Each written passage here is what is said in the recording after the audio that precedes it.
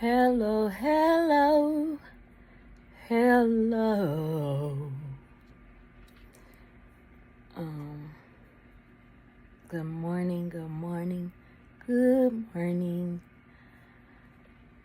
Today was my second day of physical and speech therapy. I was going to be more than 15 minutes late for physical therapy, even though I got fully dressed, got in the car, would have gotten there like at about 8:20, so 5 to 7 minutes. They couldn't see me, so I just went ahead and canceled speech as well, because my husband has to take my daughter to her speech in OT. So it doesn't make sense to inconvenience my husband today if I can't get what I fully need, if that makes sense. I'm not happy about it, but at the same time, I'm okay with it. One, because I'm in a flare-up. Had an eventful Monday night in our neighborhood.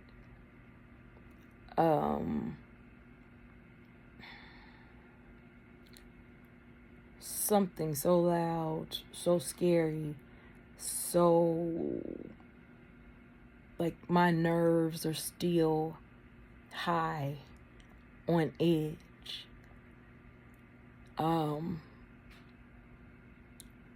All I could do was first hit my husband as we were laying in bed, because it's about 1 a.m, and all I could say was Ivy, Ivy, Ivy, which is my brother.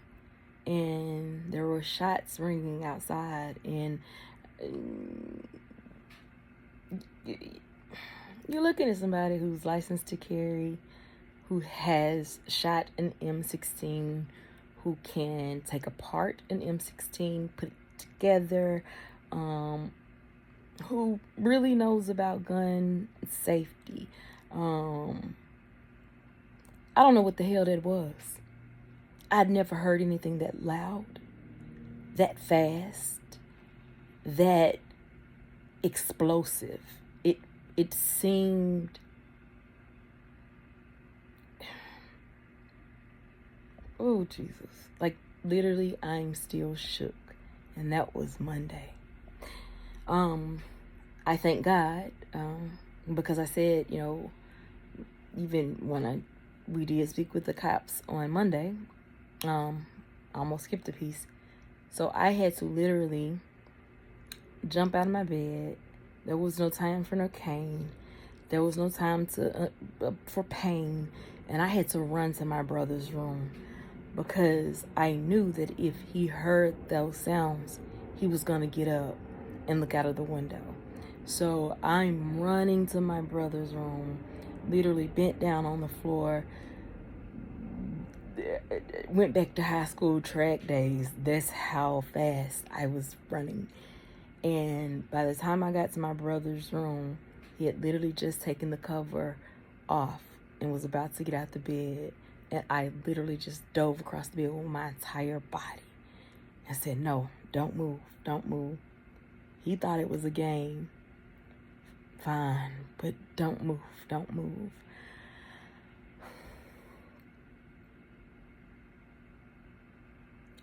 Memphis is I've never wanted to leave Memphis. Never. I've always felt that I would be a lifelong Memphian, not because I'm closed-minded, not because I've not seen any other parts of the world, not because I've not gone anywhere else, but it's home. It's familiar. It's family. It's love. Like, even with all the negative things. So my body is in conflict, which hence the flare-up. Your girl was running through the house like she was G.I. Jane, trying to get to her brother. And In doing that, now my body has to pay for it. Now, mind you, I was just coming off the heels of a flare-up. But neither here nor there, because, praise God, we are all safe. I just wish my body would relax. And I hadn't gotten there yet. My son told me, I don't know if I said this in the earlier part of the video, and I'm not editing videos because this has to be a true experience of what I'm going through. Long haulers, the long haulers clinic, how I feel about missing my appointments today. What I'm gonna do better to make sure I don't miss my appointment next week.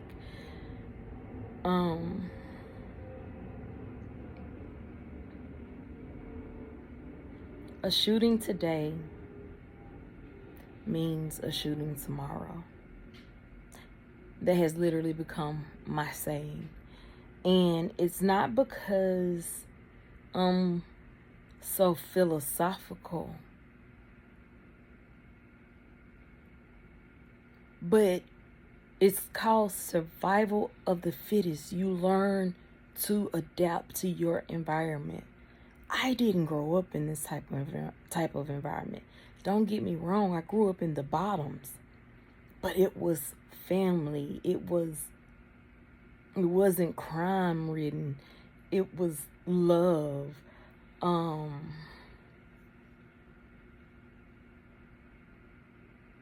love my city so much that I don't even drink water outside of Memphis. I won't even drink Nashville water. Nashville water is harsh on my skin. Like, there are qualities from Memphis.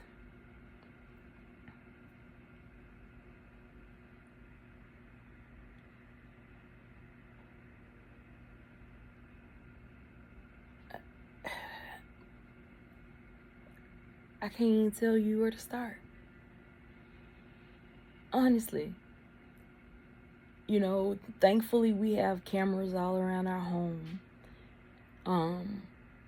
And crazy enough, if it were not for my youngest daughter having autism and being an eloper, I wouldn't have cameras like that. A Ring maybe, but we literally have cameras on every angle of our home. So that means we can see almost everything.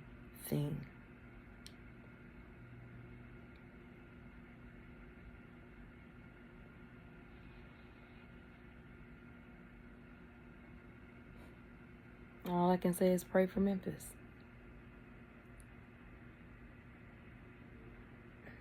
Yeah. So when I got up this morning, I've been up since 4. Body was hurting yesterday. I was struggling with the fact that everybody else had went about their day so normally. Like even now, and I do have CPTSD. I was diagnosed with that in 2017. And so maybe this is what I'm feeling. I don't know. But I call my aunt, who is someone that I can talk to. She helps me through my thoughts. Truthfully, I guess if it wasn't for ethics, I wish she could be my psychologist. Like, she gets me. She helps me explain my emotions and what I'm feeling. And what I felt took me back to the place of a little girl. And I'm not going to put any names on it because people get in their feelings about things now. And you can't share things and whatever, but that's not me. My life ain't about to be on lock. When I was a little girl, someone knocked really hard on an apartment door that I was in with an adult authority figure. And there was a confrontation. I was about 9 years old. There was a hammer involved. There was fist involved. And then I saw the person as the person, my authority figure, was disarming them and defending themselves. I saw the person reaching into their raincoat. Yeah. I need a minute.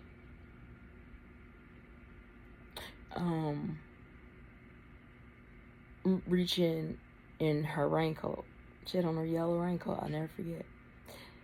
And all I saw was a wooden handle. And I started screaming, "It's a gun, it's a gun, it's a gun." The authority figure ended up disarming her, throwing it away. Well, no, not throwing it. Literally saying, Aisha, Aisha, come get this, come get this. I'm 9 years old. But I also know I don't want that person to die, so what do? I go get it. And what do? I'm barely holding it. Throw it in a closet. Run far away from it as I can.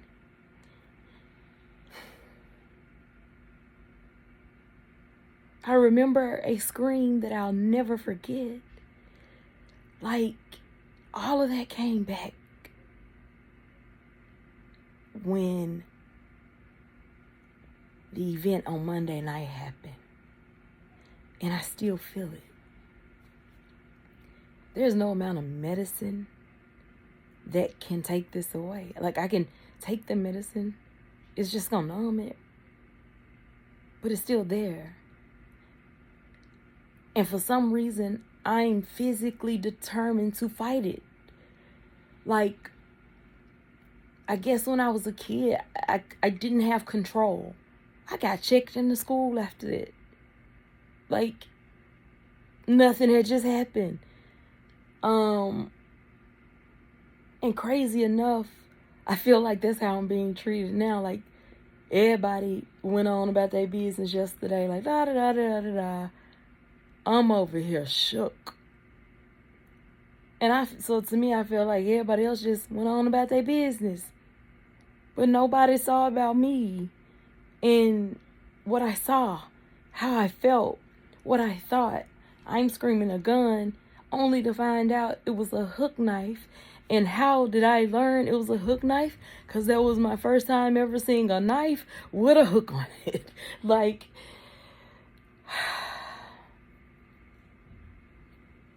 so yeah, PTSD is real. CPTSD is really real. It's not just childhood. It truly is complex because you are warring against a past feeling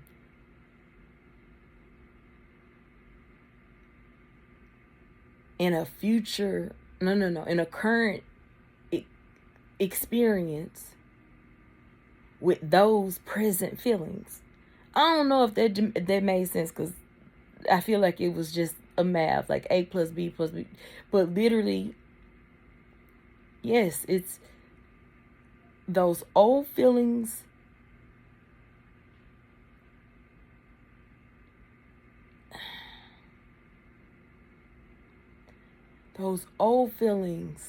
and I still feel them.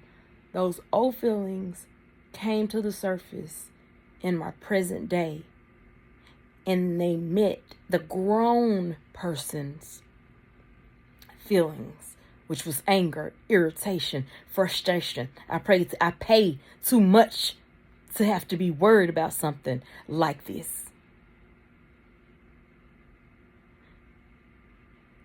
Was warring with that little girl that needed somebody to protect her, comfort her, let her know everything was okay.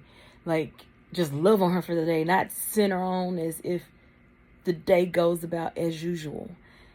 And that's what happened to me yesterday. And I thank God, because today I had to get up Yesterday, I stayed in my robe all day. I couldn't. Today, I got up because I had to. So even though I didn't make it to therapy today, and I feel horrible about that because somebody else could have been in that space.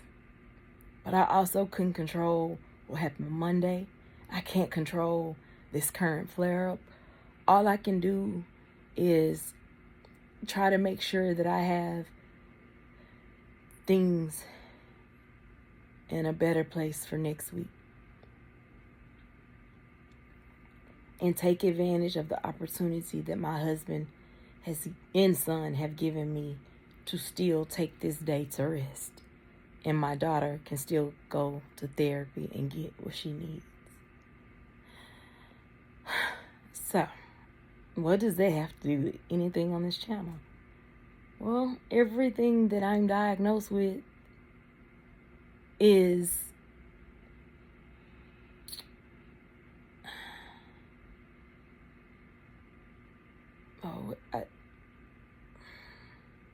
this is the long haulers. The brain fog and the loss of vocabulary has increased, and I don't understand it.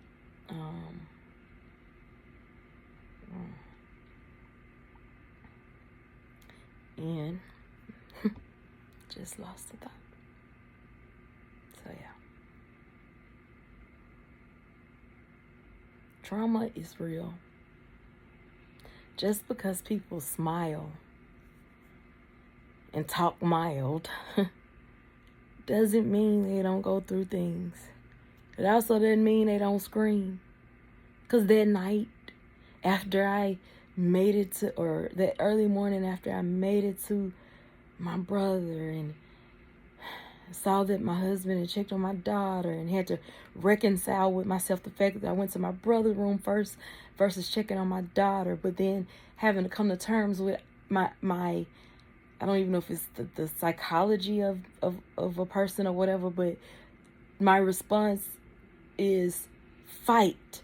So I went into the direction of who I felt needed me the most. It wasn't that I felt my daughter was in danger. I felt she was okay. She wasn't on the side where shots were being had. She's in that particular room because there's no traffic where she is. So I knew she was safe. I'm not gonna say I knew, my body obviously knew, because all of it was instinct, because everything happened so freaking fast. And it messed with me bad, so much so that I was calling therapist yesterday for an emergency visit. And then I said, no, let me call my auntie. When I got off the phone with her, I could breathe. I had spent hours of high heart rate. My Apple Watch just kept alerting me that my heart rate was too high. My anxiety got, Lord have mercy. And I'm not, anxiety was high. Some would say, well, don't say my, because then you claiming it. Listen, I've had butterflies in my stomach since I was a child when certain things happen. It is what it is. I accept it for what it is, and I am who I am. I have no problem with being saved and medicated.